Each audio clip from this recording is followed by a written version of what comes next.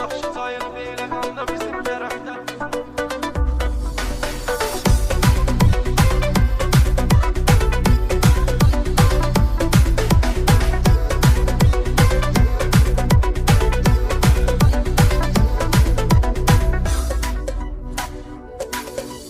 Çoxdur yaxşı cayılıb elə qanda bizim tərəfdə.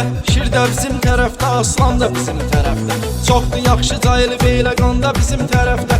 Şir də bizim tərəfdə, aslan da bizim tərəfdə. Elə qanlı balasıyıq, ayrı olub dünyamız. Sözlərimizdə qardaşım həmişə vardı mənamız. Bilənlər də yaxşı bilir, 11 olub seriyamız. Yaxşıları çoxdur bu ünvanda bizim tərəfdə. Yaxşıları çoxdur bu ünvanda bizim tərəfdə. Çoxdur yaxşı cayılıb elə qanda bizim tərəfdə. Şir də bizim tərəfdə, aslan da bizim tərəfdə. Çoxdur yaxşı cayılıb elə qanda bizim tərəfdə. Şir də bizim tərəfdə, aslan da bizim tərəfdə.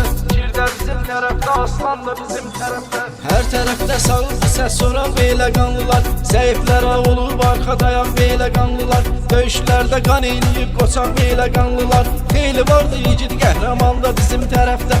Xeyli vardı igid qəhrəman da. Çoxdur yaxşı cayılıb elə qanda bizim tərəfdə. Şir də bizim tərəfdə, aslan da bizim tərəfdə. Çoxdur yaxşı cayılıb elə qanda bizim tərəfdə. Şir də bizim tərəfdə, aslan da bizim tərəfdə. Şir də bizim tərəfdə, aslan da bizim tərəfdə. Beylə qanın mehribandır hər zaman insanları.